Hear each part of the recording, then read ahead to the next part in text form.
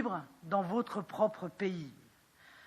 Je veux une République de la liberté et de l'égalité pour toutes les Françaises comme pour tous les Français.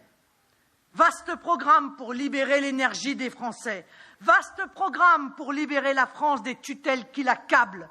Vous comprenez donc bien l'urgence de retrouver notre souveraineté. Il n'y aura pas de liberté individuelle, ni de liberté publique, ni de liberté des entreprises, ni de liberté des femmes sans liberté de la France.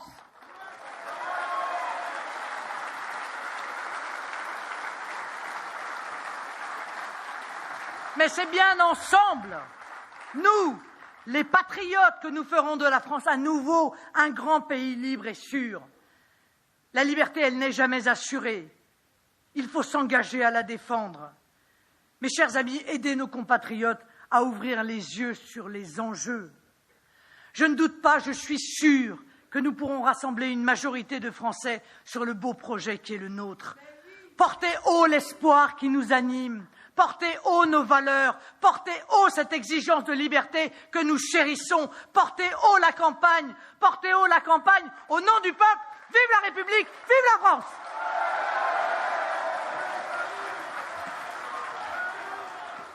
Et voilà donc pour ce discours de Marine Le Pen, la présidente du Front National. Alors on va commenter la situation de la candidate en ce moment avec Sylvain Courage de l'Obs. On va regarder la une de l'Obs. Tiens, au passage, c'est pas Marine Le Pen, c'est François Fillon. Cet homme est-il dangereux? C'est la question que vous posez. Vincent Trimolet du Figaro, rédacteur en chef des pages Opinion Débat au Figaro et à Figaro Vox, est avec nous également. Et puis Nicolas Boudot du cabinet de com Tilder. Nicolas qui nous révélera tout à l'heure les résultats de nos sondages politiques de la semaine. Le clivage gauche-droite a-t-il encore un sens? Et puis le programme d'Emmanuel Macron est-il la continuité de la politique de François Hollande? C'est la question que nous avons posée cette semaine aux Français. Réponse tout à l'heure. Frédéric Delpech de LCI est aussi bien sûr avec nous. Premier commentaire, Sylvain, peut-être, sur le discours de Marine Le Pen. Qu'est-ce qui vous a frappé dans son intervention de Mirande? Ce qui m'a frappé, c'est qu'elle cible bien son auditoire en essayant d'être très concrète sur certains sujets. On l'a vu, les agriculteurs, les indépendants, et qu'ensuite elle passe à un plan plus général sur l'euro, la spoliation de l'euro, les institutions. C'est un discours qui est vraiment construit pour essayer d'amener l'auditoire vers... Elle part du concret pour arriver vers le général. Elle part même de ce qui est un peu amusant, parce qu'au départ, ça prend un peu la forme d'un stand-up où elle fait défiler ses adversaires et elle les rhabille de manière assez ironique, sans vergogne. Et puis ensuite, elle entre dans le dur. Donc c'est plutôt bien construit et bien fait pour essayer de convaincre. Sur la forme, Vincent Trémollet, qu'est-ce qui vous a intéressé dans ce discours? Il y a des choses très intéressantes. Moi, j'en ai vu deux. D'abord, on sent une toute petite inquiétude vis-à-vis de François Fillon et de la nouvelle posture de François Fillon, qui s'est autoproclamé rebelle à Besançon, qui a dû affronter les médias, qui s'est trouvé dans une geste qui est parfois celle du Front National, de l'homme seul contre tous. Et donc, elle a fait en sorte d'essayer de l'assimiler à Emmanuel Macron. Elle a commencé son discours en disant qu'ils étaient les mêmes, qu'ils avaient des amis milliardaires. Ensuite, elle a expliqué qu'on ne parlait pas de l'islam, ce qui n'est pas vrai, puisque François Fillon en parle assez souvent. Il a même écrit un livre là-dessus. Voilà, et le totalitarisme islamique revient très souvent dans son discours. Donc on a senti cette volonté d'assimiler, parce que je pense qu'elle préférerait avoir Emmanuel Macron plutôt que François Fillon face à elle. Et ça m'amène à la deuxième idée qui apparaît évidente quand on voit ce discours, c'est qu'elle n'est plus du tout, alors dans le clivage droite-gauche, mais elle est vraiment dans un référendum peuple-élite. C'est-à-dire qu'elle installe l'élection présidentielle et le deuxième tour comme est-ce que vous choisissez le peuple ou est-ce que vous choisissez les élites, dont le peuple, c'est les petits entrepreneurs, c'est les agriculteurs, c'est la France silencieuse, et les élites, c'est les milliardaires, c'est les grands patrons, c'est les journalistes. Et alors, c'est la rhétorique eux et nous, vous savez, de Donald Trump, qui était la même, c'est la même rhétorique que le Brexit. Et là, ça revient, ça traverse tout le discours, c'est cette nouvelle dialectique. Elle a commencé comme ça, d'ailleurs, Nicolas Boudot, en disant les candidats, ils disent qu'ils se présentent sous leur couleur, alors qu'en fait, ils représentent d'autres intérêts cachés. Oui, c'est toujours cette volonté de parler à ceux qui se sentent déclassés, c'est-à-dire les Français moyens qui se sentent en difficulté. Et c'est là-dessus qu'elle a construit l'intégralité de sa campagne. C'est pas pour rien si elle prononce ce grand discours, d'ailleurs, dans une petite ville du Gers. C'est typiquement ces zones périphériques qui font l'électorat actuel de Marine Le Pen et qui, peut-être, pourront lui permettre d'être au deuxième tour de l'élection présidentielle. Donc, parler à toutes celles et tous ceux qui se sentent déclassés en se mettant de leur côté et en opposant tous les autres candidats. De sa part, c'est plutôt bien joué parce que ça l'a amené au niveau qui est le sien aujourd'hui, si j'en crois les études d'opinion. Maintenant, clivage gauche-droite, malgré tout, les Français sont en train d'assimiler qu'il y a des élections législatives après les élections présidentielles. Et ce clivage-là, qui est inscrit dans la Constitution et qui permet de déterminer le gouvernement, franchement, ça peut lui permettre de jouer les tenants de la mondialisation contre les patriotes, pour reprendre ces termes. Ça peut peut-être lui permettre d'aller loin dans l'élection présidentielle. Derrière, pour avoir une majorité à l'Assemblée nationale, ce sera nettement, mais vraiment nettement plus compliqué. Frédéric Delpech, est-ce que le meeting auquel on a assisté ce soir, il est représentatif de l'ensemble de la campagne de Marine Le Pen, à la fois sur la forme et sur le fond? Il est représentatif en tout cas d'une stratégie de Marine Le Pen. D'abord, les thématiques, on voit qu'elle est quand même sur un retour aux fondamentaux du Front National. On parle beaucoup d'immigration, beaucoup d'islamisme radical. Et puis la deuxième chose, c'est qu'on voit aussi une stratégie électorale dans ce discours, à savoir que Marine Le Pen, certes, s'adresse, vous l'avez dit, aux déclassés, bien évidemment, ça c'est traditionnel au Front National et ça fait longtemps, mais elle cherche à élargir son électorat, notamment en direction des jeunes et en direction des femmes. Les femmes, elle en a parlé très longuement à la fin de son discours, elle s'est posée en candidate de la liberté, de la défense de la liberté des femmes. Les jeunes, elle leur propose la liberté numérique, elle veut la liberté sur Internet, ce qui est un discours assez nouveau de la part du Front National. Donc on voit qu'elle sait que ce qui lui fait défaut, évidemment, c'est d'élargir son socle électoral. Et toute sa campagne, donc, vise à bien évidemment toucher de nouvelles catégories. Alors, la catégorie la plus difficile pour elle à toucher est celle des retraités, d'un électorat âgé qu'elle n'arrive toujours pas vraiment à percer. Mais elle sait que l'électorat jeune et l'électorat des femmes, peut-être, lui offre plus d'opportunités. Donc, on voit une Marine Le Pen à la fois traditionnelle sur ces thématiques, mais assez novatrice, en tout cas, dans les mains qu'elle essaye de tendre à des électeurs qui lui faisaient défaut jusqu'à présent. Mais sur le numérique, ça rejoint un peu ce que l'on disait sur la dialectique entre le eux et nous, c'est-à-dire que le numérique est le lieu où on peut vérifier, elle l'a même dit, les informations que les journalistes donnent et qui sous-entendues dans la même phrase, elle disait c'est vrai qu'il y a beaucoup de bêtises sur les réseaux sociaux. Voilà. Et donc la pratique des réseaux sociaux apparaît aujourd'hui comme un outil, et Trump en est l'exemple le plus éclatant, face aux vieilles formes de la politique. Alors, si elle décide de s'adresser aux jeunes comme ça, c'est peut-être parce qu'elle a été alertée par les sondages récents. On va commencer par un premier sondage, un sondage général qui place pour la première fois Emmanuel Macron devant elle. Sondage Harris Interactive qui a été publié aujourd'hui. Emmanuel Macron, donc, qui arriverait en tête avec un petit point devant Marine Le Pen. Voilà pour ce sondage d'intention de vote. Tous les sondages ne disent pas la même chose aujourd'hui, mais c'est vrai que celui-là est le premier à dire cela. Et ce qui est intéressant aussi, puisqu'on parlait des jeunes, c'est un autre sondage, toujours Harris Interactive, qui a été publié hier, spécifiquement sur les jeunes. C'est vrai qu'on a l'habitude de répéter que les jeunes votent majoritairement pour Marine Le Pen. Et regardez ici, il y a match nul 24-24. Emmanuel Macron a rattrapé Marine Le Pen sur cet électorat des jeunes. On imagine, Sylvain Courage, que ça a forcément allumé une petite lumière rouge au siège du Front National. Oui, bien sûr, elle l'a bien critiqué dans ce discours. Emmanuel Macron, ses liens avec la finance, ses liens avec l'industrie pharmaceutique, le complot contre la santé des Français. Et c'est vrai que comme il incarne un renouveau, un changement, c'est un rude adversaire pour elle. Il faut qu'elle le renvoie au monde ancien, il faut qu'elle le renvoie au système. Voilà. Ouais. Et donc elle s'y est employée ce soir activement à plusieurs reprises. Elle n'hésite pas à revenir plusieurs fois sur les thèmes.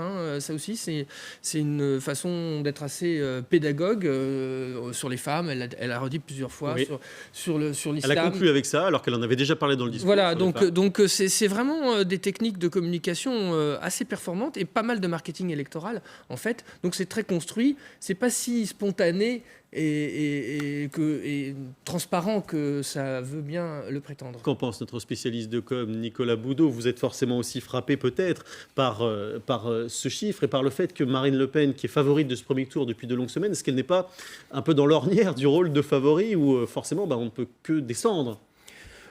Oui, Oui, peut-être, vous avez raison. Moi, je crois quand même qu'elle a un socle extrêmement important et que fondamentalement, jusque-là, elle a joué fond de cours et que pour elle, la campagne n'a pas vraiment encore commencé. Ou plutôt, la campagne médiatique n'a pas vraiment commencé parce qu'elle a labouré le terrain, elle est allée dans ces villes et ces zones périphériques, elle a parlé à ces personnes déclassées et je pense que pour revenir au sondage précédent, même si la jeunesse, on le sait, vote aujourd'hui majoritairement pour elle, à égalité là avec Macron, je pense que c'est pas la même jeunesse et que tous je pense qu'il y a une jeunesse qui justement se sent déclassée, un peu en difficulté et qui va plutôt vers Marine Le Pen et parler des banlieues, à contrario, les banlieues, les zones rurales aussi et à contrario une jeunesse un peu plus citadine, un peu plus ouverte sur le monde qui elle a déjà tendance ou a tendance à se tourner plus facilement vers Emmanuel Macron, tout simplement parce qu'il y a un phénomène un peu de mimétisme ou de volonté de se rapprocher de ce candidat à l'élection présidentielle. Donc pour le coup,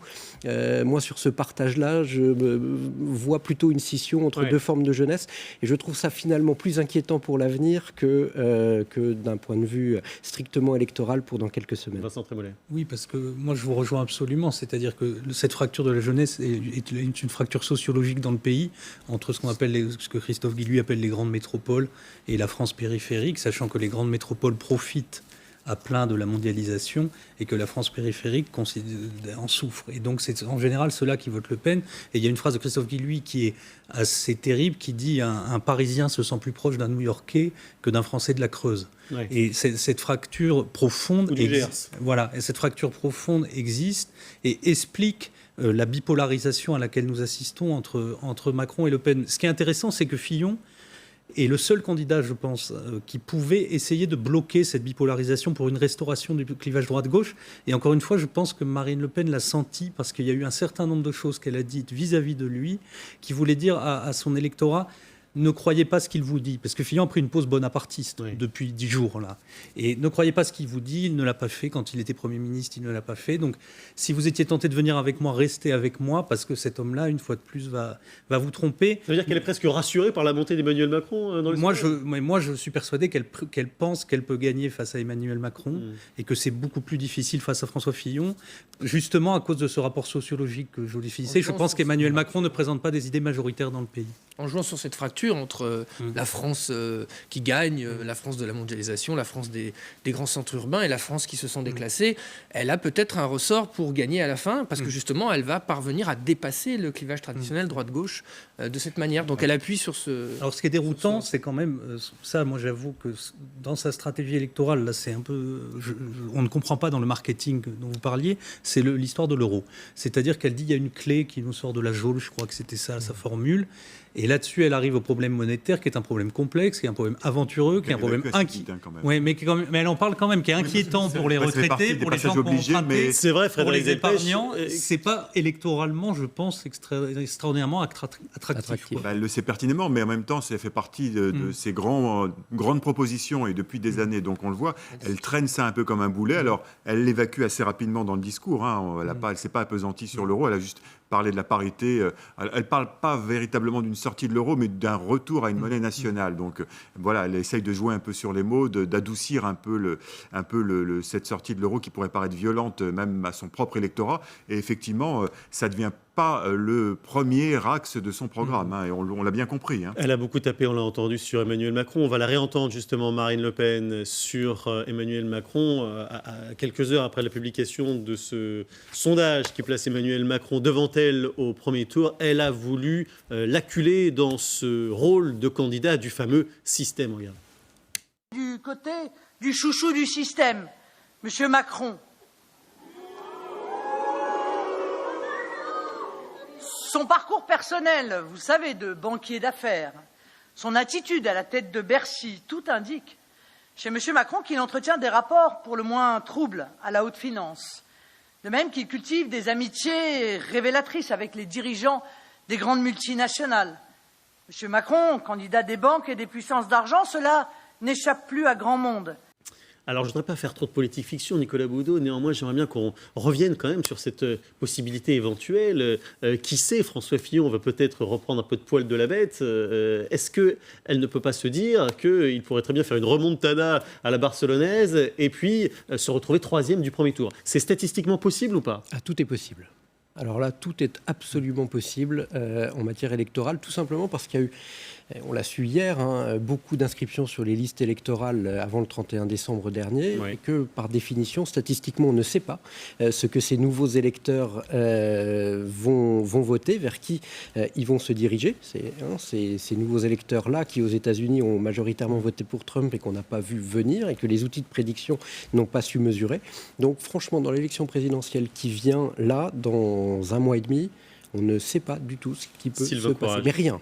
Oui, non, je suis d'accord avec ça. Effectivement, les précédents nous enseignent qu'il faut être très prudent et qu'il peut y avoir un phénomène de cristallisation là qui va se jouer avec l'importance cruciale des débats télévisés. On voit la rhétorique de Marine Le Pen qui est déjà bien en place, qui fonctionne, qui est simple, qui est convaincante. Elle a l'air assez sereine, elle maîtrise son discours, donc elle va être redoutable sur le plateau. Pour Emmanuel Macron, c'est un rendez-vous aussi crucial parce qu'il faut qu'il montre qu'il est capable. Pour lui, ce d'être sera une président. première. Et ce sera le plus dur pour lui. Ce sera le plus dur pour lui parce qu'il faut qu'il montre aux gens qui ont été séduits par sa belle allure, son discours, sa proposition de dépasser les clivages, et que ces gens se disent, bah oui, il peut rentrer dans le costume, il a les épaules pour être président, donc il faut qu'il fasse la preuve qu'il peut être le patron. Et puis pour tous les autres aussi, qui vont vouloir tirer leur épingle du jeu. Donc le débat est un rendez-vous très important. Sur effectivement cette affaire des sondages où on voit effectivement que Marine Le Pen pourrait être dépassée, en tout cas dans les intentions de vote au premier tour par Emmanuel Macron, c'est très très inquiétant pour elle parce que elle le sait très bien, Marine Le Pen, son grand problème c'est le deuxième tour et que pour espérer pouvoir éventuellement avoir une au chance. deuxième tour, il faut qu'elle creuse l'écart dès le premier tour. Il faut qu'elle ait un score qui la place largement en tête. Parce qu'il n'y a pas de réserve de voix derrière. Parce qu'elle a très peu de réserve de voix, bien évidemment, derrière. Et donc, si elle se retrouvait qualifiée pour le deuxième tour, mais en deuxième position derrière Emmanuel Macron, la dynamique serait du côté d'Emmanuel Macron. Ajoutez à cela le Front républicain qui se mettrait en place. Donc, ça donnerait un avantage très net à Emmanuel Macron. Donc, aujourd'hui, Marine Le Pen, sa priorité, c'est de conserver la première place dès le premier tour. C'est fondamental pour elle et d'avoir un écart le plus large possible avec le deuxième. Et c'est pour ça qu'elle a beaucoup travaillé, Marine Le Pen, ces derniers mois pour peut-être gommer certaines aspérités de sa personnalité sur le fond et aussi sur la forme. Le fond, d'abord, on a beaucoup dit, Vincent Trémollet, qu'elle avait un peu lighté son programme par rapport à 2012. C'est vrai ou pas? Disons là, on l'a vu ce soir, elle a cherché à le rendre plus concret, plus professionnel, moins incantatoire, même si ça l'est quand même, mais elle va dans des problèmes quotidiens des Français, pas seulement dans des concepts et dans des principes. Ensuite, elle a changé de ton aussi. C'est-à-dire que Marine Le Pen donnait l'impression d'être perpétuellement en colère quand elle était en meeting, quand elle était à radio, quand elle était à la télévision. Et là, c'est un ton de conversation presque privé, avec des bons mots, avec des anecdotes, avec un côté apaisé. C'était son premier slogan. Donc, elle a réussi à... Et puis, je pense que les sondages qui la mettent maintenant, qui l'installent au-dessus de 20, fait que la façon dont elle est regardée n'est plus la même aussi et qu'elle le sent et qu'elle est devenue une personnalité politique qui peut possiblement être élue. Et ça transforme quand même un parti et une personnalité politique. La façon dont elle est regardée, la façon dont elle regarde aussi elle-même. Regardez cette comparaison entre son affiche de campagne de cette année et l'affiche de campagne de 2012. Vous voyez à droite celle de 2017 où elle regarde non pas dans l'objectif mais au loin avec derrière une France rurale, la verdure un peu mitterrandienne de 1981. Et puis en 2012, oui, la France avec le drapeau, le grand classique. Nicolas Boudot, la comparaison entre ces deux affiches et le slogan évidemment la France apaisée d'un autre côté, elle est frappante. Oui, elle est frappante, mais tout est travaillé, y compris sur la forme. Là, sur les affiches, c'est frappant, vous l'avez dit. Il y a en effet un petit rappel mitterrandien qui est, à mon avis, pas innocent. Mais là aussi, dans le meeting, on voit qu'elle s'habille finalement comme les gens qu'elle vise. C'est-à-dire, elle n'a pas de tailleurs pantalons ou de choses extrêmement travaillées. On voit qu'elle est à l'image de la mère d'élèves qui vient chercher ses enfants à la sortie du collège ou du lycée et qui discute avec les autres parents d'élèves pour essayer de les convaincre d'un fait précis et qui touche chacune des personnes concernées. En cela, c'est hyper bien joué et c'est une des seules qui essaye de ressembler au maximum à l'électorat qu'elle vise dans cette campagne présidentielle. présidentielle. Les autres ont un costume de président. Là, elle a un costume d'électeur. Ça fait toute la différence. Elle a quand même retravaillé, parce qu'elle a abandonné, nous, les journalistes qui la connaissons quand même depuis quelques années, ces jeans, bottes Santiago qu'elle portait assez souvent par le passé. Là, elle s'est fait aider par un styliste, enfin une styliste plus précisément. Oui, bien sûr, oui, pour la relooker. On voit, elle a des tenues beaucoup plus sombres. Déjà, elle utilise beaucoup le bleu, effectivement, les tailleurs pantalons assez classiques, rien d'ostentatoire en tout cas, mais on est loin des tenues qu'elle pouvait parfois un peu plus folkloriques ou un peu plus flashy qu'elle pouvait avoir avant. Là, effectivement, elle s'est présidentialisée, y compris dans la tenue vestimentaire, et ça, c'est assez nouveau quand même. Elle n'hésite pas non plus à se mettre en scène dans des situations comme ça, avec des images un petit peu étranges. Est-ce que vous vous souvenez de ce clip qui a été diffusé il y a quelques semaines, où on la voit seule comme ça, regardant au lointain sur la plage, et puis ensuite à la barre d'un bateau avec des images très très travaillées comme ça au ralenti. C'est des images qui avaient frappé au moment où elles avaient été diffusées. C'est la campagne de Sarkozy 2007. C'est exactement le même modèle que la campagne de Nicolas Sarkozy en 2007. Il y avait un clip qui vraiment ressemblait à ça, mais quasiment trait pour trait, avec une musique un tout petit peu plus entraînante du côté de Sarkozy, mais en tout cas la mécanique est la même. On voit qu'elle s'appuie sur les affiches, sur celle de Mitterrand de 1981, sur le clip de Sarkozy 2007. Oui. On va peut-être voir arriver d'autres éléments de campagne victorieuse. Tout cela, ça travaille l'inconscient collectif. C'est pas innocent. Ça fait aussi, fonctionner. Qui était quand même un des lieux emblématiques de la campagne de Sarkozy en 2007. Et là, son discours, si on a le droit de revenir aux vieilles classifications droite-gauche, son discours était quand même de droite. C'est-à-dire qu'elle a prononcé des discours il y a 1 ou 2 ans qui étaient sur l'État, sur l'importance de l'État, sur l'importance des fonctionnaires. Et là, elle a parlé du RSI, elle a parlé aux petits patrons, elle a parlé aux agriculteurs, elle a parlé de l'immigration. Elle est vraiment revenue aux fondamentaux du Front National. C'était surtout la liberté, les libertés. Oui. Donc, effectivement, on était moins dans le discours post-chevènementiste. Voilà, c'était pas le CNR qu'elle a pu avoir il y a quelques mois. Alors, elle exalte plutôt les libertés pour les petits. Et là où il y a un mimétisme curieux quand même, c'est que le meeting de Nîmes, jeudi, de Fillon, commence sur les libertés et file le mot de liberté pendant à peu près un quart d'heure sur le même mode que ce que nous avons entendu ce soir.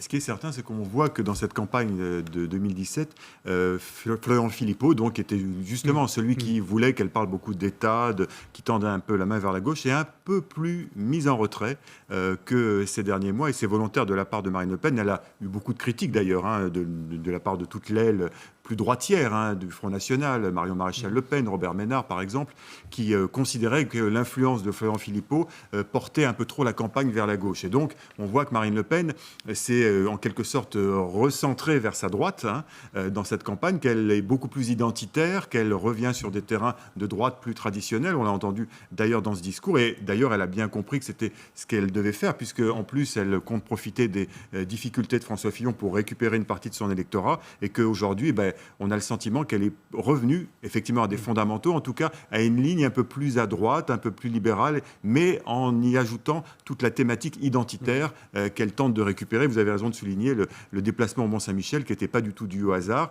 C'était peut-être une influence de Patrick Buisson à distance, puisqu'on sait qu'en réalité Marine Le Pen a un certain intérêt pour Patrick Buisson depuis très longtemps. On a vu les comparaisons des affiches de campagne. Voyons aussi la comparaison des logos entre 2017 et 2012, parce que là aussi le changement il est très frappant. Il y a en 2017 cette fleur, cette rose bleue avec Marine présidente, rien à voir avec 2012 où là encore c'était bleu, blanc, rouge. Et puis alors que dire de 2007 où c'était la flamme, certes relookée, mais la flamme traditionnelle du Front National. Là-dessus aussi Sylvain Courage, le changement il est frappant, il est tout à fait dans cette thématique de la France apaisée que veut développer Marine Le Pen et qu'on a senti aussi dans le ton de ce discours, on l'a dit tout à l'heure. Dans l'escamotage du Front National, avec ce parti charrie comme histoire quand même tumultueuse et comme engagement plus que contestable.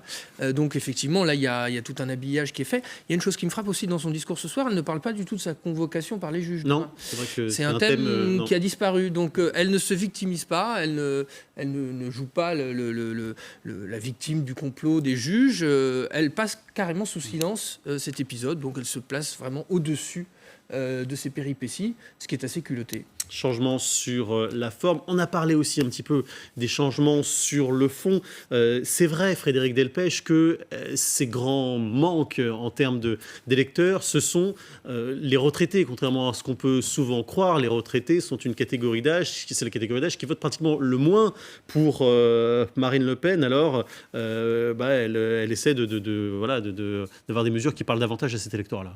Oui, alors bon, évidemment, il y a la retraite à 60 ans qu'elle veut rétablir, par exemple. Ça, c'est pour les futurs retraités, pas ceux d'aujourd'hui, mais effectivement, c'est un électorat qu'elle cherche à capter depuis longtemps. Il y a une fiscalité sur les donations qui est beaucoup plus favorable aussi, par exemple. Voilà. Donc elle essaye de tendre les mains vers cet électorat, mais qui lui est effectivement très très rétif. Alors, je parle sous votre contrôle, mais je crois que c'est un électorat qui reste plutôt fidèle aux grands partis, que ce soit les Républicains ou le Parti socialiste de l'autre côté. On voit un peu, d'ailleurs, par exemple, Benoît Hamon a un public, alors que traditionnellement, quand on va dans les meetings du Parti socialiste, c'est un public relativement âgé.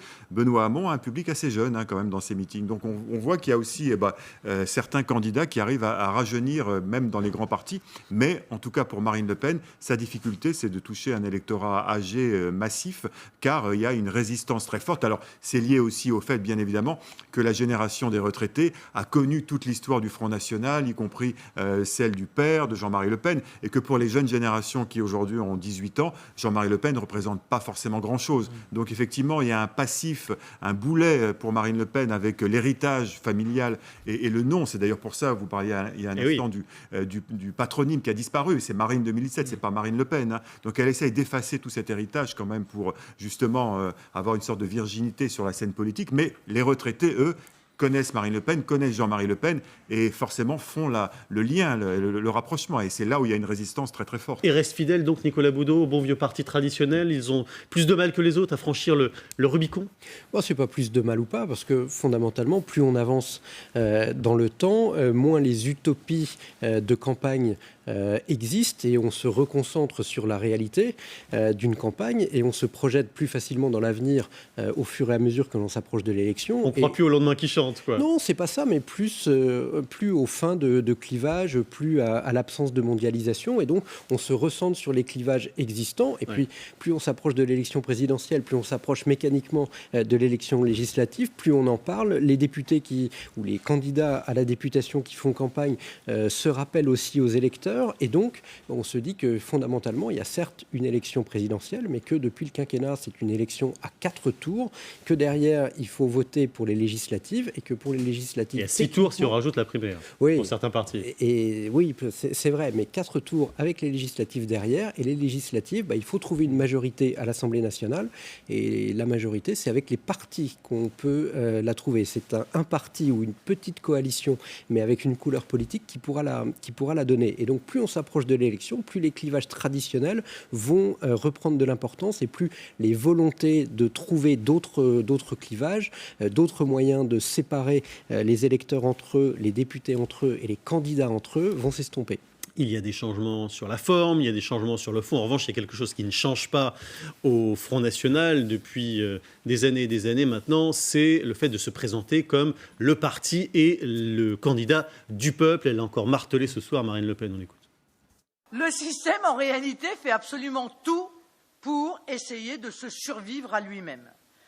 N'ayez aucun doute, mes chers amis, je vous l'annonce, ils utiliseront tous les moyens, même illégaux, même immoraux, même antidémocratiques, même anti-républicains, mais contre la gauche du fric, contre la droite du fric, contre le système cupide, nous faisons campagne pour le peuple français. Bon, ça, Sylvain Courage, grand classique. Un grand classique, là. C'est passage incontournable, oui, pratiquement. C'est du populisme à l'état brut. Donc, la gauche du fric, la droite du fric, et nous, le fric, on ne connaît pas. Bon, ça ne résiste pas vraiment à l'analyse, puisqu'il y a quelques affaires financières qui concernent le Front National, et puis surtout, c'est vraiment très caricatural, mais c'est un peu le grand guignol. On entend le public qui réagit parce que voilà, les méchants sont d'un côté, les bons sont de l'autre. Donc c'est très manichéen, mais à la tribune d'un meeting comme ça peut fonctionner. Où en est-on, Vincent Trémollet, à votre connaissance, sur l'unité du parti? On se souvient qu'il y a quelques mois, il y avait eu des mots pas très sympathiques entre d'un côté Florent Philippot et Marion Maréchal-Le Pen, en gros les deux lignes qui s'opposent dans les arcanes du Front National. Est-ce qu'elle a réussi, Marine Le Pen, depuis qu'elle a passé la vitesse supérieure dans cette campagne, à mettre tout ça sous l'été noir et tout le monde tire dans le même sens? C'est comme dans tous les partis qui se présentent à la présidentielle, c'est au soir du premier tour qu'on verra si l'unité est faite. Les partis qualifiés pour le second tour seront unis jusqu'au second tour et puis éclateront selon le score ou pas après. Et si elle perd au premier tour, évidemment, il risque d'y avoir une explosion. Là, ce qui est intéressant pour revenir à la vidéo qu'on a vue, c'est qu'elle, encore une fois, elle a derrière elle les 4 jours complètement fous où François Fillon a pu se présenter comme victime du système. Et donc, elle dit à ses électeurs, ils seront tous contre moi, ils vont tous... Mais c'est exactement ce qu'a dit le candidat de la droite. Il y a une autre chose qui m'a frappé là, dans son discours, c'est qu'elle parle souvent du mot de soumission, avec l'arrière-plan qu'on peut imaginer, qui est le livre de Michel Houellebecq. Alors là, elle n'en parle pas par rapport aux musulmans, mais elle dit soumission En général, elle parle de soumission à Bruxelles, soumission aux puissants, soumission aux riches. Et depuis quelques jours, François Fillon, dans ses discours, emploie le terme d'insoumis et dit qu'il ne doit pas être de ceux qui se soumettent et emploie les mêmes termes. Donc il y a vraiment une espèce de convergence sémantique là, entre les deux, peut-être parce qu'il y a une part de l'électorat de droite qui est encore volatile entre le Front National et les Républicains. Sylvain ? Oui, c'est vrai. Toute cette problématique d'être du côté de la liberté, du côté du peuple, contre le système, c'est exactement... Je demande le respect, elle a dit ça, Fillon le dit dans tous ses meetings. C'est exactement ce que on doit pouvoir vous respecter, on ne vous respecte pas. Elle a un peu d'antériorité, oui, mais elle doit ressentir une concurrence très forte parce que dans le cas de Fillon, il l'a mis en acte. La différence, c'est qu'il a fait ce rassemblement, après on en pense ce qu'on en veut, mais il a réussi à mettre ça en scène. Et donc c'est devenu pour lui un atout majeur. Marine Le Pen, qui incarne avec Emmanuel Macron le renversement de ce qu'on appelle les clivages traditionnels. On dit beaucoup que cette année, le clivage droite-gauche, c'est du passé. Nicolas Boudot, je me tourne vers vous parce que cette semaine, on a demandé justement aux Français, avec vous, s'ils étaient d'accord avec ça et si ce clivage avait une influence sur le vote. C'est la question politique de la semaine réalisée par Opinionway en partenariat avec Tilder. Nicolas Boudot, que vous ont répondu les Français? C'est assez partagé. Hein. Oui, c'est assez partagé, mais enfin, il y a quand même une majorité relative pour le oui. C'est-à-dire qu'on voit que les clivages traditionnels... Ça a encore un peu de sens. Ça a encore du sens, et c'est ce que je disais juste avant. C'est parce qu'on commence à comprendre qu'avec le quinquennat, il y a une élection à 4 tours et que la situation économique et sociale du pays est telle qu'un président élu qui serait obligé, ou une présidente qui serait obligée d'être en cohabitation un mois seulement après avoir été élu, c'était une situation qui politiquement serait probablement intenable et économiquement extrêmement difficile. Et donc, avec une compréhension assez simple du passé, les Français que l'on a interrogés se sont dit que finalement, le clivage gauche-droite pouvait avoir une importance. Et toute la difficulté pour Emmanuel Macron et Marine Le Pen, qui, eux, au contraire, plaident chacun de leur côté et avec, évidemment, un discours différent pour un abandon du clivage gauche-droite classique, il va falloir pour eux qu'ils trouvent un moyen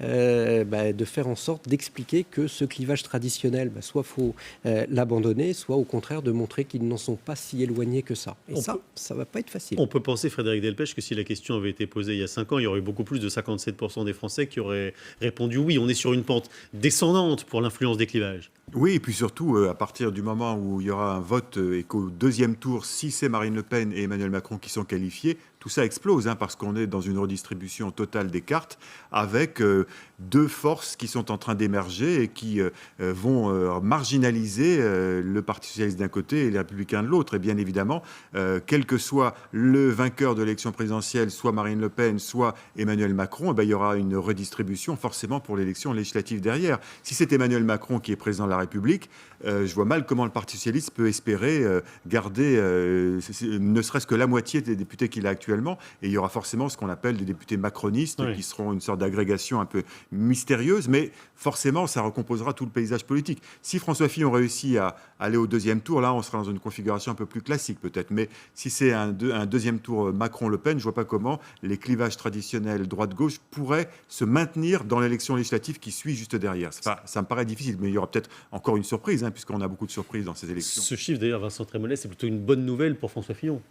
Oui, parce qu'il peut être le caillou qui empêche la roue de l'histoire de transformer les choses. Moi, je pense, je travaille dans mon journal sur le domaine des idées, le clivage droite-gauche est mort dans le domaine des idées. Que vous preniez l'école, que vous preniez l'islam, que vous preniez le travail, que vous preniez la nation, oui, ça traverse la droite et la gauche. Et donc, les deux pôles que représentent Macron et Le Pen, qui font système, qui ont envie de s'affronter pour être le pôle du libéralisme intégral face au pôle du protectionnisme intégral. Donc ça a une cohérence intellectuelle.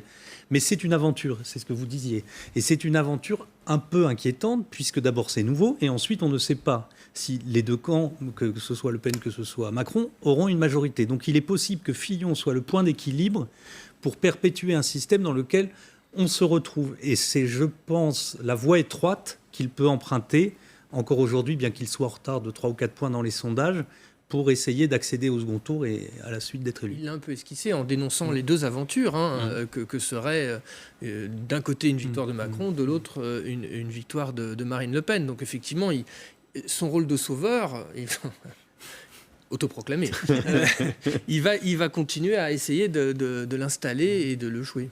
En tout cas, au-delà des clivages droite-gauche, Marine Le Pen, elle a tenté encore ce soir de renvoyer les personnalités politiques, certaines d'entre elles en tout cas, à ce qu'elle appelle l'ancienne politique, autour d'allers-retours qu'ont fait certains ces dernières semaines. Elle a cité François Bayrou et Jean-Christophe Lagarde, l'un qui s'est prononcé pour Macron, l'autre qui s'est prononcé pour Fillon, avant de se déprononcer pour Fillon, puis de se reprononcer pour Fillon. Tout ça est un peu compliqué. Et évidemment, Marine Le Pen ne les a pas loupés. Écoutez. Soyez lucides sur le rôle de ces vieux briscards. Ils sont là pour arranger la distribution des postes. Ils se payent en circonscription législative. 96 promises par Macron à Bayrou, 96 par Fillon à Lagarde. Qui dit mieux? Et ainsi, par magie d'ailleurs, les critiques disparaissent. Les combats sont jetés aux oubliettes. Bayrou avait combattu férocement Macron pendant des mois. Peut-être même a-t-il été celui qui a eu les mots les plus durs contre Macron? Et puis il a retourné sa veste à quelques semaines de l'élection. Lagarde a été l'un des plus virulents contre Fillon la semaine dernière quand tous ses soutiens désertaient. Et le voici qui revient plus vite que son ombre, manger à la gamelle des Républicains toute honte bue. Ah oui. Petite parenthèse, Frédéric Delpech, sur le nombre de circonscriptions qu'Emmanuel Macron aurait promis à François Bayrou. Elle dit 96 circonscriptions, c'est un chiffre qu'elle sort d'où? Alors oui, elle sort de nulle part parce qu'il n'y a il n'y a pas d'accord officiel pour l'instant entre Emmanuel Macron et François Bayrou avec un nombre de circonscriptions précis. En revanche, effectivement, du côté des Républicains et l'UDI, c'est pas 96, elle a vraiment arrondi vraiment très à la hausse. Le nombre de circonscriptions, c'est plutôt autour, alors je parle sous votre contrôle, de soit une soixantaine de circonscriptions réservées pour l'UDI de la part de François Fillon. Et quant à Emmanuel Macron et Bayrou, on ne connaît pas trop le détail. Déjà, il n'y a pas 96 députés sortants MoDem, beaucoup moins, même presque quasiment aucun. Et donc, pour l'instant, on ne connaît pas encore les candidats de François Bayrou. Donc tout ça est un peu arrondi, mais effectivement, sur les chiffres, c'est pas tout à fait ça, c'est totalement inexact, mais elle vise juste sur le fond, parce qu'effectivement, tout le monde a bien vu dans un journal télévisé la semaine dernière Jean-Christophe Lagarde venir dire tout le mal qu'il pensait de François Bayrou et se retirer de la campagne et le lâcher de François Fillon, et lâcher François Fillon, et puis 3 jours après annoncer que l'UDI revenait tranquillement avec donc le candidat LR. Donc tout ça, effectivement, elle vise assez juste quand elle fait siffler ceux qui vont et qui reviennent. Évidemment, Sylvain Courage, c'est pas Méni. Oui, ça lui permet de faire une petite fable où elle tape des deux côtés. Et sans doute, ça, c'est un thème qu'elle va continuer à développer parce que les retournements de veste ont été particulièrement spectaculaires et visibles ces derniers temps. Donc ça va être sans doute un thème pour exciter le ressentiment contre le système qu'elle va utiliser. Mais ces deux adversaires, Macron et Fillon, auront beau jeu de lui dire qu'ils n'ont pas cherché à ce que Lagarde et Bayrou reviennent. C'est ça dans cette histoire qui est intéressant, c'est que les gens vont à Macron sans qu'il aille les chercher, et Fillon s'est tiré d'affaire seul contre tous.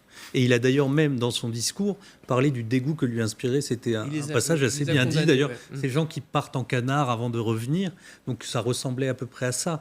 Donc ils ne peuvent pas, ni Macron ni Fillon, être considérés coupables d'avoir fait la danse du ventre à Jean-Christophe Lagarde et François Bayrou. Oui, ils les ont accueillis parce que les deux autres sont évidemment dans des situations un peu plus compliquées. L'honneur des candidats est sauf, Nicolas Boudot. Oui, l'honneur des candidats est sauf, pas tellement celui, comme vient de le dire Vincent Trémollet, de certains de leurs soutiens qui ont fait les derviches, qui ont tourné et retourné. Mais c'est dans toutes les campagnes présidentielles la même chose, à part que là, cette fois-ci, ça vient assez tard dans la campagne, la négociation, et puis qu'il y a des allers-retours permanents. Ça, c'est vrai que ça, c'est quand même assez inédit. Hein. Ouais, en fonction d'affirmations politiques qui sont vraies un jour et qui sont immédiatement démenties le lendemain. Ça, pour le coup, c'est inédit. Et ça laissera des traces dans l'opinion publique. Et on est un peu embêté pour commenter ce que vient de dire Marine Le Pen, parce que fondamentalement, je crois que sur ce point-là, à côté de toutes les outrances où elle se trompe de chiffres, on lui donne fondamentalement raison. Alors elle met un chiffre égal entre les deux en prenant les mêmes chiffres, et en cela elle a tort, mais sur le fond, fondamentalement, sur ce petit point-là et sur cette phrase-là, on ne peut pas complètement lui donner tort compte tenu du spectacle qu'on a vu depuis 4 jours. Frédéric. Oui, non, c'est vrai que là, effectivement, bon, on en rigole, mais en creux, il y a quand même la difficulté pour Marine Le Pen, elle, en revanche, de n'engranger aucun soutien de l'extérieur. Et c'est bien le grand problème du Front National. Elle essaye peut-être désespérément d'attirer dans ses filets Nicolas Dupont-Aignan, Henri Guénaud. Alors Philippe de Villiers serait une prise extraordinaire. Il y a des contacts qui sont pris entre Philippe de Villiers et le Front National. Pourquoi ça ne se fait pas? Alors qu'on sait qu'il s'est beaucoup rapproché de Marion Maréchal Le Pen. Oui, voilà, mais bon, pour l'instant, il n'a pas franchi le Rubicon. Il ne semble pas prêt de le faire, à moins qu'il y ait une surprise d'ici le premier tour. Mais enfin, en tout cas, elle aimerait avoir une belle prise qui vienne de la droite souverainiste ou de l'aile droite des Républicains. Mais pour l'instant, ça ne vient pas. Ce serait la réunification des droites. Tout à fait, mais elle moque donc ses adversaires qui ont des soutiens un peu qui reviennent, qui reviennent, mais elle n'en a aucun. C'est bien le problème d'ailleurs du Front National, c'est le problème des alliances. Et là, il est posé cruellement pour le Front National. Alors, pour ajouter à la confusion du clivage droite-gauche, ce soir, on a quand même eu Emmanuel Macron qui a fait l'éloge d'Alain Juppé durant son meeting, pendant que François Fillon à Besançon expliquait que son modèle républicain était celui de Jean-Pierre Chevènement. Donc là, il y avait l'homme de droite qui appelait la gauche et l'homme qu'on peut considérer de gauche. Triangulation. Oui, voilà.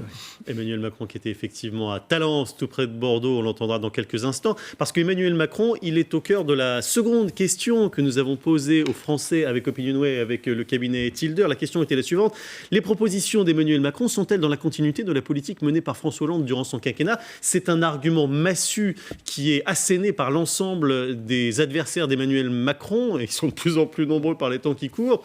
Cet argument porte-t-il? La réponse, on le voit ici, Nicolas Boudot, il ne porte pas tant que ça, puisque c'est le nom qui est majoritaire. De peu, certes, mais quand même. Oui, courte majorité quand même. Et à mon avis, celle-là aussi, si au fur et à mesure des ralliements qui viennent plutôt de la gauche auprès d'Emmanuel Macron, on nous dit même qu'un certain nombre de membres du gouvernement actuel, nommés par François Hollande, pourraient annoncer se rallier. On parle beaucoup de Jean-Yves Le Drian, par exemple. Oui, par exemple, et d'autres.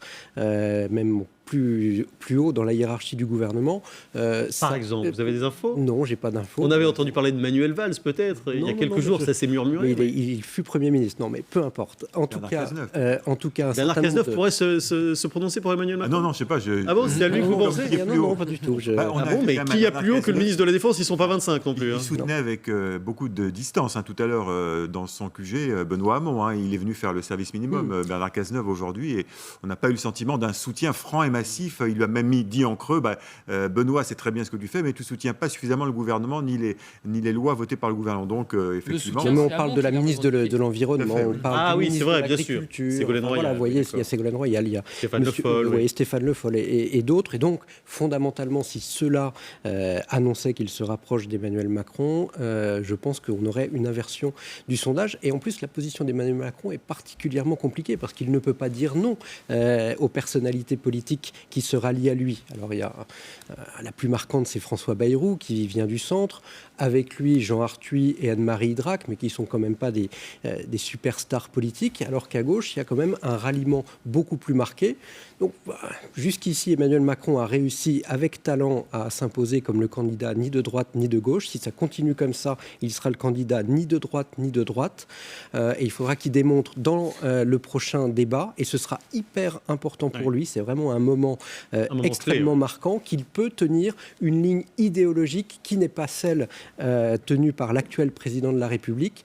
Et franchement, vous pouvez être certain que l'ensemble des autres candidats vont le pousser dans un certain nombre de retranchements, le faire venir sur les sujets régaliens, sur les sujets liés à l'immigration, sur les sujets liés à l'intérieur, pour le ramener au maximum dans un camp et pour essayer de le remettre dans le clivage traditionnel. Mais on en revient à ça. Il vient de tellement loin, Nicolas Boudot, Emmanuel Macron, qu'il y croit même plus que jamais. Et il a parlé de ce sujet ce soir, donc en meeting à Talence, en expliquant que personne ne croyait en lui, en eux, mais pourtant ils sont bel et bien là, plus que jamais, on l'écoute. Vous savez, si j'avais voulu faire la même chose, je serais resté ministre. Je n'aurais pas lancé un nouveau mouvement politique, parce que ce chemin n'a pas été semé de roses, vous le savez, toutes et tous. Personne ne croyait en nous au début. Tout le monde nous moquait, s'amusait, mais il n'avait pas vu que le peuple français a une énergie, une volonté de faire, de changer les choses, que rien n'arrête. Et donc oui, ce que vous voulez, ce que nous portons depuis le premier jour, c'est une volonté vraie, sincère, d'alternance. Avec la jeunesse, on en parlait tout à l'heure, qui est mise en avant, Sylvain Courage, on l'a vu sur cette image. Oui, ça, lui, il cultive cette idée de jeunesse parce que ça coïncide avec cette volonté de renouveau de la vie politique et le dépassement des clivages et tout le storytelling qu'il fait, tout le récit qu'il fait de ce chemin qu'il a ouvert et de ce parti qu'il a créé sous Lilazzi et qui maintenant le met en pratiquement position favori à l'Élysée, disons les choses. À l'Élysée, bien sûr. Il faut qu'il fasse attention parce que là, c'est vraiment la figure du manager qui réussit dans tout ce qu'il accomplit.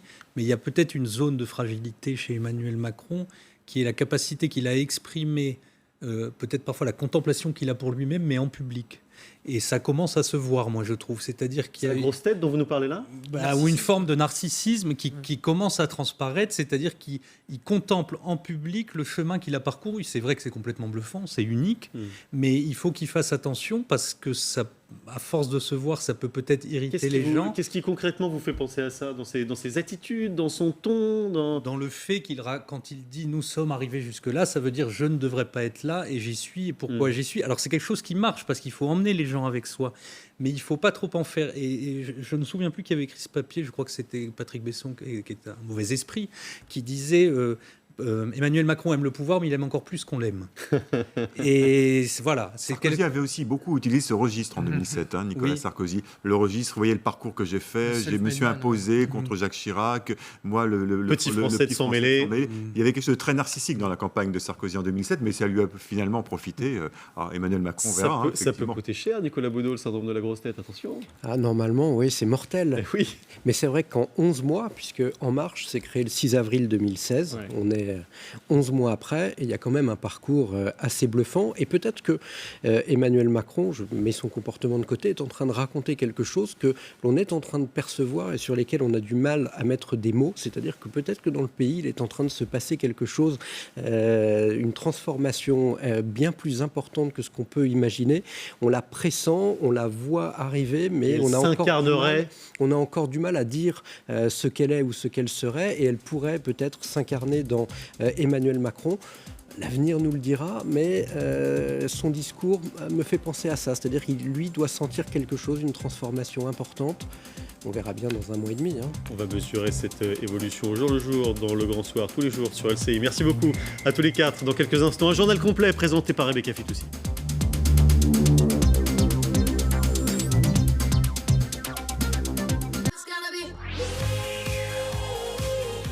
Environnement, économie, innovation, on n'imagine pas jusqu'où nous permettra d'aller le recyclage des lampes.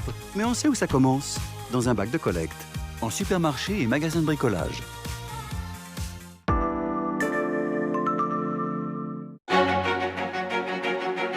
L'homme est la plus imbattable des machines. Découvrez la suite sur carmignac.com. Bah justement, je suis chez lui. Attends, je lui demande. Vincent, t'as rien mis pour le cadeau de Ben? C'est pas vrai! Mais tu veux mettre combien? 200 €? 200 €. Généreux. Merci Vincent. Non. En ce moment, jusqu'à 200 € offerts à l'inscription sur Parions Sport en ligne. La French Touch accueille Pepper, le robot high-tech français. Salut. Salut. Pepper, voici Clio, avec ses phares full LED. Wow. C'est moi ou il a piqué un phare? C'est pas vrai. Son Bose Sound System.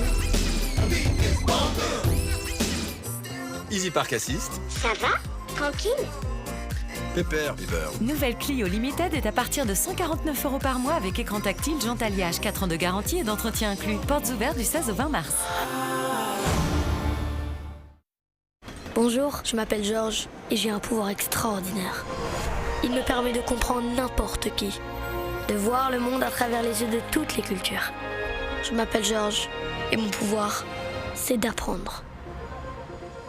Notre mission, développer le pouvoir d'apprendre de chaque élève. Academia. Shakira, il sera bientôt là. Avec Costa, tu auras l'impression d'être une princesse. Benvenuti alla felicità al quadrato.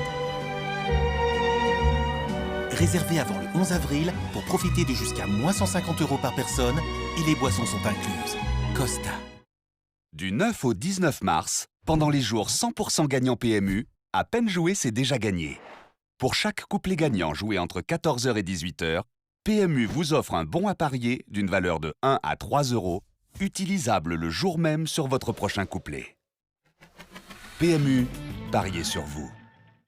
À la Banque Postale, nous vous proposons des taux de crédit immobilier vraiment compétitifs pour vous aider à voler de vos propres ailes en devenant propriétaire ou à voir plus grand. C'est aussi ça, être une banque citoyenne. La Banque Postale, banque et citoyenne.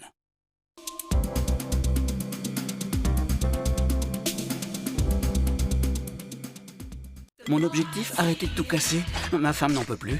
Au moins, avec mes lunettes, je suis tranquille. Mon opticien Optique 2000 s'engage en me proposant la garantie casse 2 ans. Et en plus, elle me dit... Notre objectif, 0 dépense. Une nouvelle vision de la vie. Économisez en moyenne 278 € sur votre assurance auto avec lesfurets.com. Comparez et achetez futé. La French Touch accueille Pepper, le robot high-tech français. C'est moi. Tout aussi technologique. Mégane, 5 modes de conduite. Merci. Un peu de sport, ça te fera du bien. T'es tout pâle. Très drôle. Signature lumineuse LED. Moi, je la trouve très jolie. Il est rigolo, ce robot. Oui, j'ai mangé un robot clown. Affichage tête haute des données. Beau boulot. Mégane Limited est à partir de 199 € par mois avec système multimédia Airlink 2, jante alliage et aide au parking arrière. 4 ans de garantie et d'entretien inclus. Portes ouvertes du 16 au 20 mars.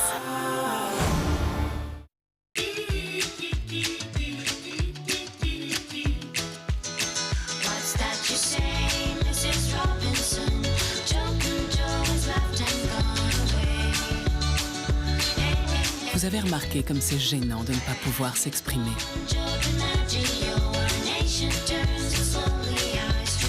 Au Crédit Agricole, ça ne se passe pas comme ça.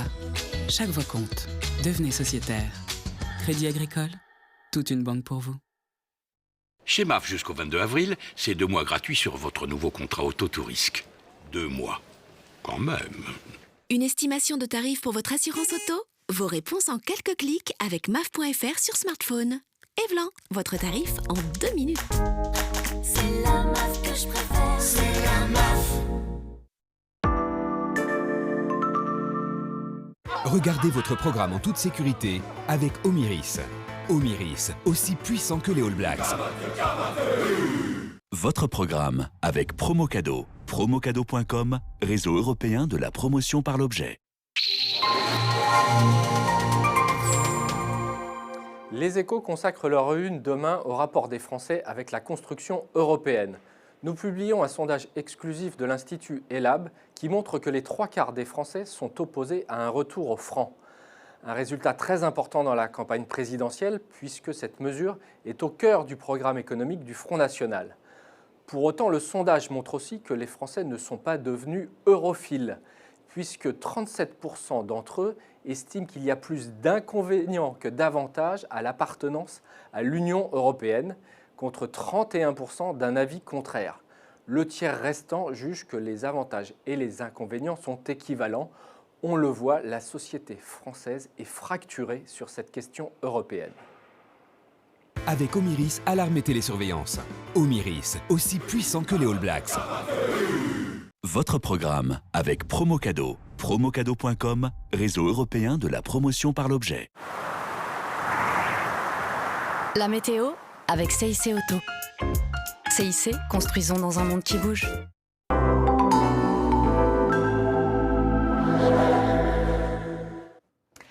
Le printemps s'installe petit à petit dans le sud. Il faisait 26 degrés jeudi après-midi à Perpignan, 22 à Marseille. Au nord, on a toujours ces nuages. Ceci étant, 15 degrés, c'était pas mal non plus pour Lille.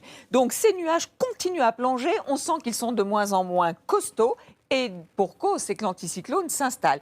Donc dès la matinée, vous aurez, comme les jours précédents d'ailleurs, beaucoup de soleil sur les Pyrénées jusqu'aux Alpes, où il faudra se méfier toute la journée du risque d'avalanche sur les Savoies. Notez quelques nuages bas vers la Côte d'Azur ou sur les côtes du sud-ouest de la Corse. Beaucoup de nuages encore le matin sur le nord jusqu'au Massif central, de moins en moins l'après-midi. Alors on a toujours cette petite poche là qui va résister certainement de la Normandie jusqu'à la Touraine avec 2-3 gouttes sans plus.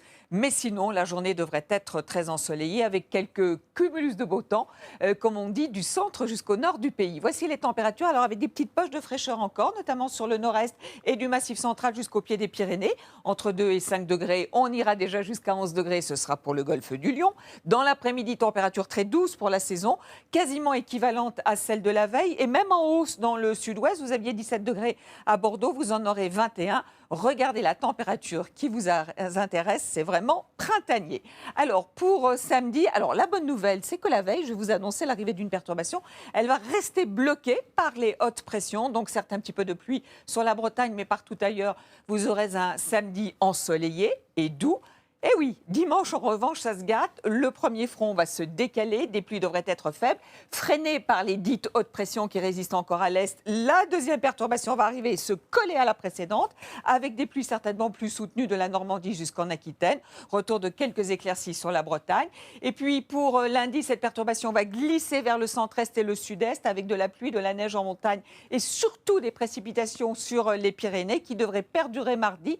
Sinon, davantage de soleil sur les régions du nord, surtout mercredi, et peut-être jeudi l'arrivée d'une nouvelle perturbation. C'est loin encore. Et tout de suite, l'info avance sur LCI.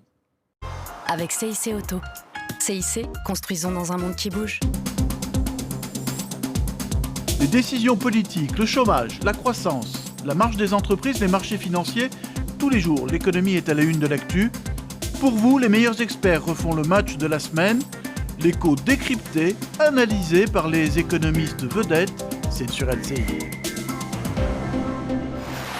Retrouvez toutes vos infos sur l'appli LCI. Regardez votre programme en toute sécurité avec Omiris. Omiris, aussi puissant que les All Blacks.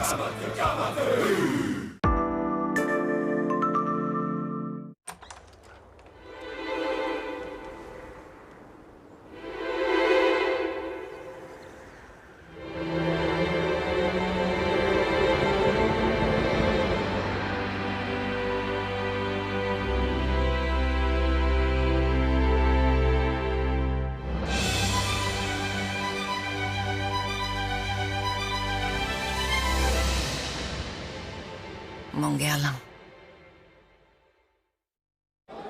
Relookez-vous avec Look Voyage. Look Voyage, en ce moment, profitez des incroyables. Jusqu'à moins 40% pour un séjour tout inclus en Club Lookea.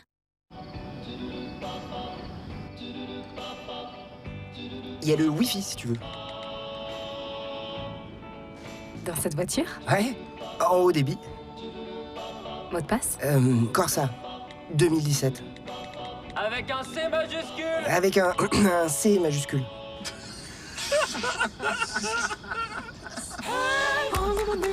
Découvrez la Corsa Enjoy à partir de 9 490 € seulement.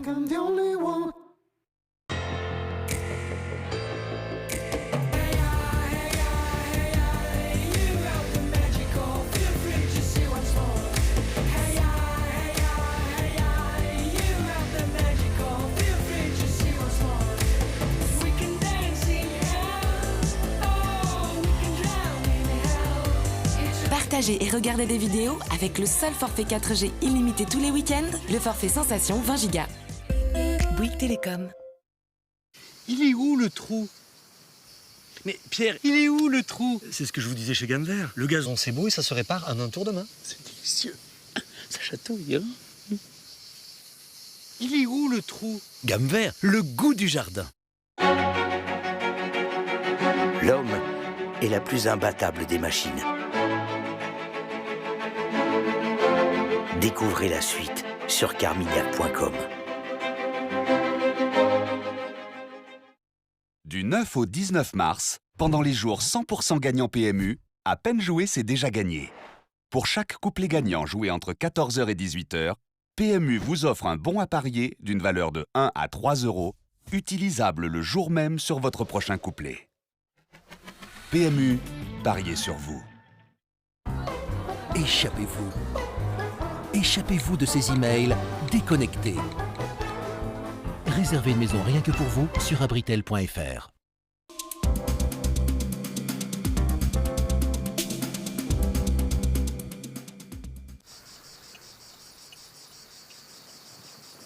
T'auras pas le temps. Bien sûr que si, j'aurai le temps. T'auras pas le temps. Si. Je te l'avais dit. Avec l'Olivier Assurance Auto, votre dépanneuse arrive en moins de 45 minutes. Eh oui.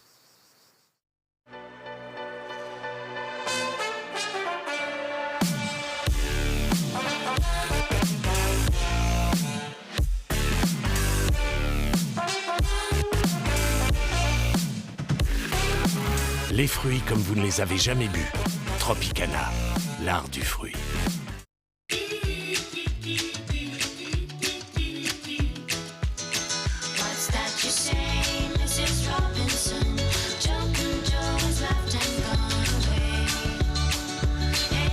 Vous avez remarqué comme c'est gênant de ne pas pouvoir s'exprimer.